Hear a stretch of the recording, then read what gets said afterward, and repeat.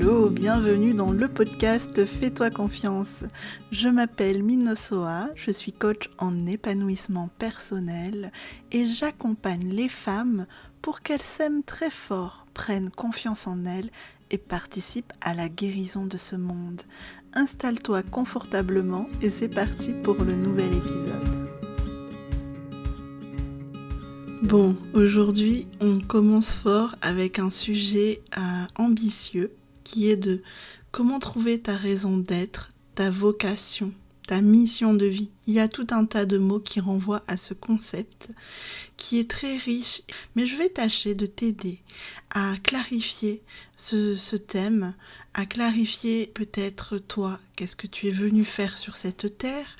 J'ai pas l'ambition de te permettre de clarifier ça totalement en quelques minutes, mais quand même de t'aider peut-être à changer un peu ton point de vue sur la question ou l'enrichir.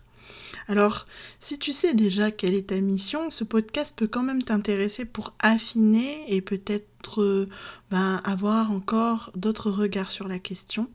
Mais si tu es quelqu'un qui ne sait pas qu'est-ce que tu es venu faire sur cette terre, pour qui c'est pas très clair, alors tu es au bon endroit. Récemment, il y a quelqu'un qui m'a dit « Je sais ce que je ne veux plus, mais alors ce que je veux, c'est une autre histoire. Je sais pas trop. Je suis un peu perdue, j'ai du mal à le définir. » Et bon, moi ce que j'ai envie de dire, c'est que c'est déjà un bon début. C'est déjà un bon début d'admettre qu'on aimerait savoir qu'est-ce qu'on est venu faire ici. Parce que ça veut dire qu'on est prêt à aller chercher. Et il n'y a pas tant de monde prêt à faire ça. Je veux dire que pour certains, on prend pour acquis de vivre la vie qu'on vit sans la questionner plus que ça, même si elle ne nous passionne pas, ne nous fait pas vibrer plus que ça, on fait avec. Et en fait, on peut vivre comme ça longtemps sans rien questionner, jusqu'à ce qu'il y ait un appel à l'intérieur de nous à aller chercher plus loin et trouver notre voie, la voie de notre être. Et c'est bien de ça que je vais te parler aujourd'hui parce que je sais que si tu écoutes ce podcast, c'est ce que tu recherches au fond de toi. Je suis convaincue que notre planète, que notre humanité aujourd'hui a de plus en plus besoin de personnes qui s'alignent, qui prennent leur place et qui incarnent vraiment ce pourquoi ils sont venus ici. Parce que je pense qu'on a tous quelque chose à offrir d'unique, quelque chose d'important pour contribuer et que plus on sera nombreux à s'aligner et à prendre notre place à partir du cœur, plus notre monde va changer. Et c'est pour ça que je fais le métier que je fais, parce que je suis vraiment, tellement convaincue que c'est essentiel aujourd'hui. En tout cas, c'est une étape à franchir pour notre humanité, qu'on soit de plus en plus nombreux à vivre en faisant ce qu'on aime. Voilà, pour le dire simplement. Et c'est pas si évident. Je veux dire que jusqu'à maintenant, pour beaucoup de gens, c'est normal de continuer à vivre et de faire des métiers qui ne leur plaisent pas plus. Et tant que ça remplit la marmite, alors ça va. Ou même de se dire que c'est normal de souffrir ou de pas aimer ce qu'on fait parce que c'est du travail.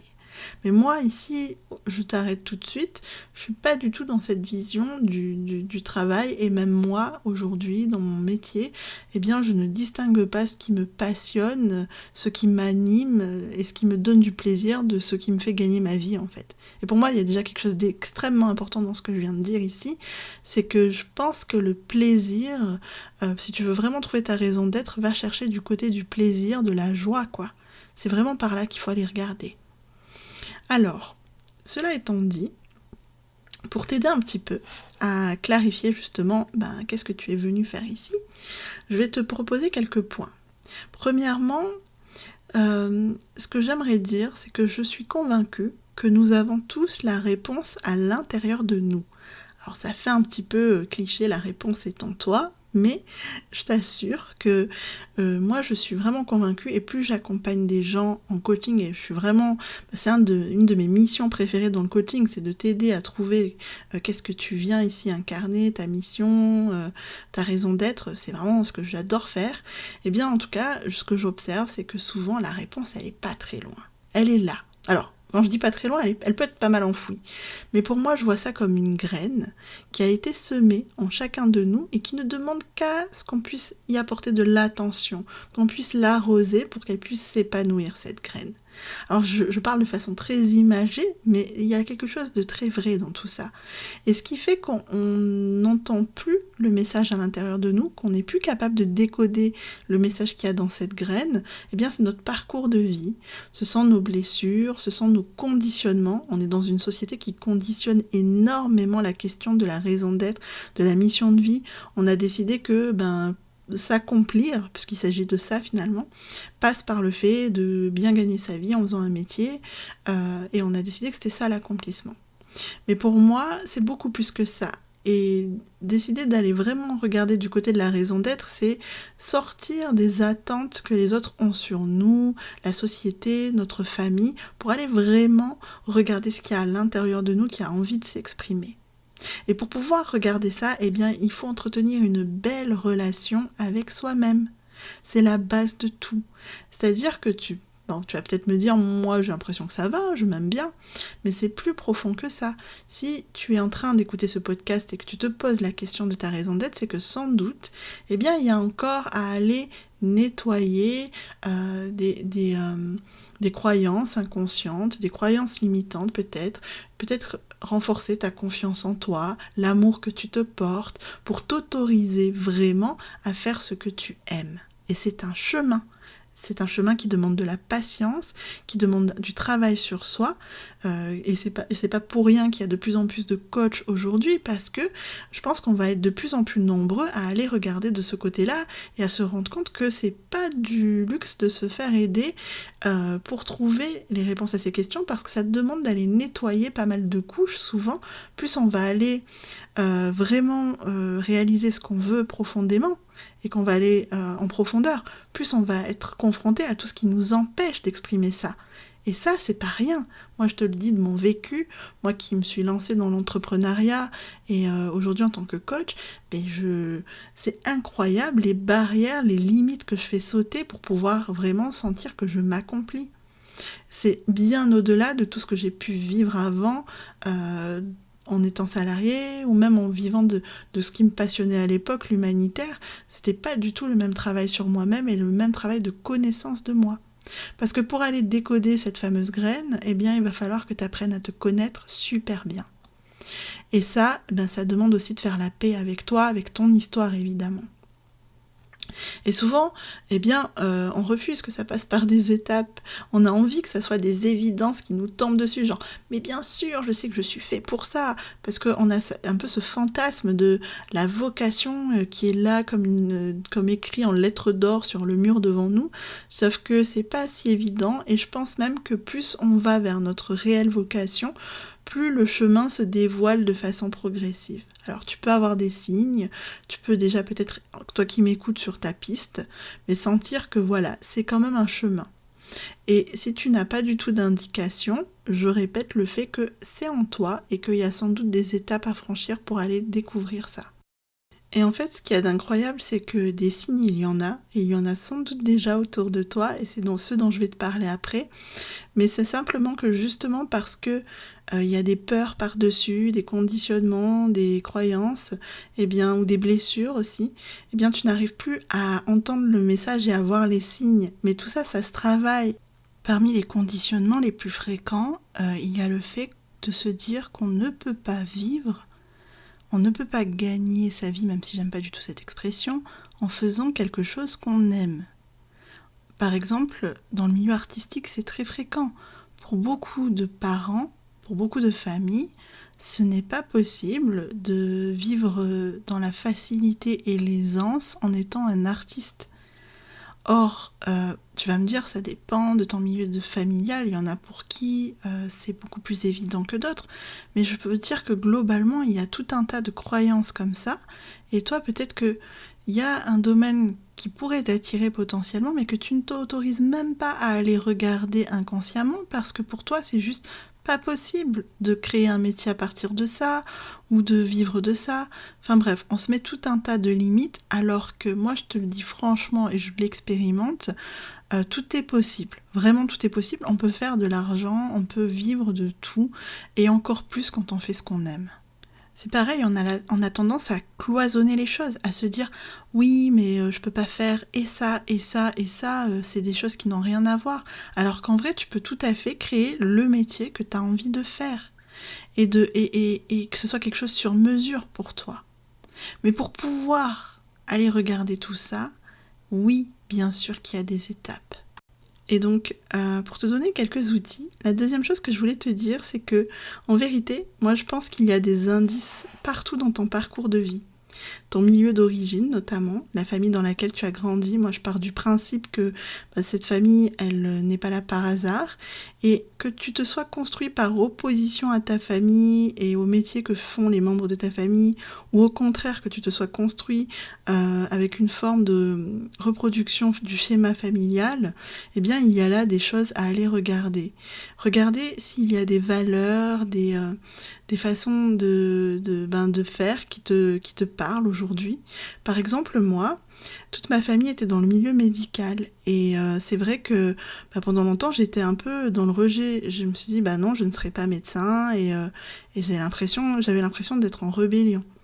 Mais en fait, à y regarder de plus près, moi qui me suis lancée dans l'humanitaire et aujourd'hui l'accompagnement, eh bien je me dis que je partage quand même derrière cela des valeurs de prendre soin de l'autre, le fait de guérir, le fait d'être au service, le lien humain, tout ça fait quand même partie du métier que je fais aujourd'hui. Donc à bien y regarder, il y a quand même des indications qui sont là et qui sont là dans le milieu dans lequel j'ai grandi.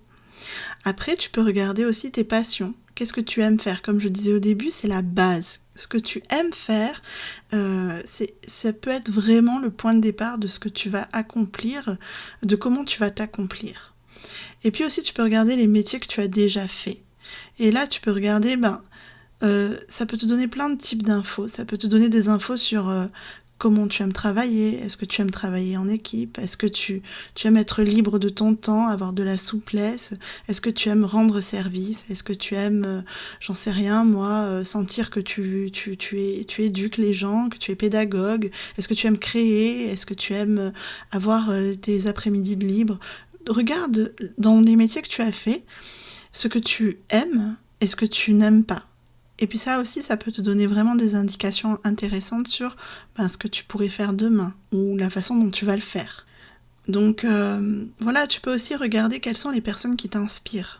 Il y a des personnes peut-être qui t'inspirent, des personnes qui sont peut-être célèbres, ou des personnes autour de toi, des membres de ta famille, des amis à toi. Et puis même, je te dirais, regarde ceux peut-être que tu envies, que tu jalouses. On a du mal à admettre qu'on jalouse des gens, mais c'est intéressant parce que souvent, ce sont des personnes qui accomplissent quelque chose que l'on aimerait accomplir et qu'on ne s'autorise pas forcément à accomplir. Ça donne vraiment des indications intéressantes, tout ça. Et même si c'est pas exactement la même chose que tu vas faire, regarde ce qui t'inspire, ce qui te donne envie, peut-être dans la manière dont ils travaillent, ou alors même dans les valeurs ou le travail qu'ils font. Tout ça peut te donner vraiment des indications intéressantes sur ta propre raison d'être. Même si toi tu vas l'exprimer à ta façon unique, comme je le disais, eh bien c'est intéressant de regarder un peu tout ça pour te donner des indices. Pour moi, c'est des indices. Le troisième point que je voulais aborder, c'est que peut-être plutôt que de te focaliser sur qu'est-ce que tu veux faire, eh bien l'important c'est de trouver qui tu veux être. C'est vraiment important, qui tu veux être, qui tu veux incarner. Quelles sont les valeurs que tu as envie de transmettre, de vivre? J'entends par là, par exemple, peut-être que c'est le fait d'être libre, le fait de sentir que tu contribues, le fait de sentir que tu participes à la guérison des autres. Enfin voilà, il y a plein de possibilités quand je dis ça. Mais j'ai pas envie de plus que ça t'orienter, mais par contre tu peux faire un exercice après l'écoute de ce podcast, c'est que tu peux écrire de façon très spontanée, en essayant, et c'est là que c'est pas simple, mais il faudrait essayer quand même, de laisser le stylo écrire limite. C'est vraiment pas ton mental, ton intellect, mais c'est vraiment ta main que tu laisses parler, et de te demander mais qui je veux être ? Qui je veux être en fait? Quel homme, quelle femme je veux être? Et je dis ça parce que ça nous sort du qu'est-ce que je veux faire. Et c'est intéressant parce que ça nous amène ailleurs en fait. Ça amène à exprimer d'autres parts de soi. Tu peux aussi évidemment te demander qu'est-ce qui te fait vibrer, qu'est-ce qui t'amène de la joie, comme je disais, mais j'aimerais que tu essayes cette question de qui tu veux être, parce que je pense que ça peut vraiment t'amener quelque chose. Alors j'ai bien conscience que c'est une question qui est pas évidente, et c'est pour ça que je te dis vraiment de laisser ta main écrire, qu'importe si tu trouves ça ridicule, ne juge pas, peut-être même que tu peux faire un dessin, même si t'as pas l'habitude de dessiner, et de voir qu'est-ce qui vient, parce que c'est vraiment une part de toi qui a envie de s'exprimer, et c'est ce que je te disais, c'est vraiment ce code qui est en toi, et qui peut parler, qui peut te dire, t'orienter. Et moi, à vrai dire, je pense que j'ai toujours su qui je veux être. Et je pense que c'est pour ça que je fais ce métier aujourd'hui. Parce que c'est quelque chose qui est comme évident pour moi. Et je sais que ça ne l'est pas pour tout le monde, mais je suis sans doute pas venue sur cette terre avec cette facilité pour rien. J'ai à la fois la facilité de m'y relier à cette graine en moi depuis toute petite, et j'ai la facilité aussi de pouvoir lire chez les gens quel est le code, quel est le message, quelle est leur vocation. C'est quelque chose que j'arrive à ressentir. Et pour moi, il y avait vraiment depuis toute petite une aspiration à diffuser de l'amour. Et ce que je voulais te dire aussi, c'est qu'il n'y a pas qu'une façon d'exprimer notre aspiration. Et c'est le 4e point que je voulais aborder avec toi. Je vois la mission de vie plutôt comme une montagne qu'on gravit, que comme un métier à tout prix qu'on réalise. Je pense que on gravit cette montagne de plein de façons tout au long de notre vie. Le métier que tu fais déjà, ou les métiers que tu as déjà faits, eh bien, n'étaient pas forcément en opposition avec ta mission de vie. C'était peut-être de premières étapes qui t'ont permis d'acquérir des compétences, des connaissances, des savoir-être, des qualités qui vont t'aider à passer à l'étape suivante de ta mission de vie. Moi, en l'occurrence, ce que je te disais, c'est que pendant plusieurs années, j'ai travaillé dans l'humanitaire et je pense que c'était une façon pour moi d'exprimer cette vocation, cette aspiration à diffuser de l'amour autour de moi. Mais aujourd'hui, ça s'exprime d'une autre façon, parce que j'ai senti un appel pour aller vers le bien-être, le développement personnel et le coaching. Mais pourquoi j'ai choisi ce métier ? Pour moi, c'était pas une fin en soi, mais parce que je sentais que ça me donnait la possibilité d'exprimer plein de parts de moi et beaucoup de liberté dans cette expression, et je pense que c'était mon critère premier personnellement. Donc, ce que je veux dire par là, c'est qu'une mission de vie peut s'exprimer de plein de façons. T'es pas obligé non plus de savoir quelle est la façon ultime de ta vie là tout de suite. Mais tu peux peut-être déjà faire un premier pas dans une direction et puis voir où est-ce qu'il te mène.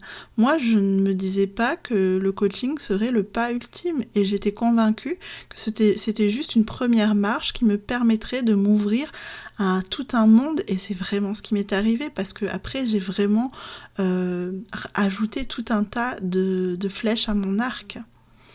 Et puis aussi ce que je voulais dire, c'est que ce qui compte, c'est un peu cliché ce que je vais dire, mais c'est pas tant l'arrivée, mais c'est vraiment le chemin. Ce que je veux dire par là, c'est que tout ce que tu apprends sur toi, tout ce que tu libères comme confiance en toi, tout ce que tu affirmes de toi en chemin, en découvrant ta mission, eh bien, c'est ça qui est essentiel. C'est que du coup, tu lèves tout un tas de couches qui se sont mises sur toi et qui t'ont fait croire peut-être que tu n'avais pas aujourd'hui encore ta place. Et c'est faux. Ta place, par le simple fait que tu sois venu sur Terre, elle t'est donnée, en fait, tout simplement. Et c'est peut-être ça, tout simplement, qu'on est venu se remémorer en venant ici. Et en l'occurrence, moi, je pense que j'ai jamais autant appris qu'aujourd'hui dans le métier que je fais sur moi-même. Ça me révèle vraiment, vraiment, vraiment qui je suis profondément. Et au contraire, ça me révèle même l'être illimité, sans limite que je suis en réalité. Alors, tout ça, c'est peut-être encore un peu vague pour toi, mais j'espère que ça t'a donné des pistes de réflexion. Et je t'invite vraiment à faire l'exercice dont j'ai parlé, En tout cas, n'hésite pas à venir me dire qu'est-ce que tu as retenu de ce podcast, ça m'intéresse vraiment. Et si ça t'a plu, eh bien tu peux t'abonner sur les plateformes Spotify, YouTube, venir me rejoindre aussi sur Instagram ou Facebook où je partage régulièrement des contenus. Je te remercie en tout cas vraiment du fond du cœur pour ton écoute. Sache que j'espère pouvoir tenir le rythme d'un podcast chaque dimanche, donc je te dis rendez-vous dimanche prochain. À bientôt.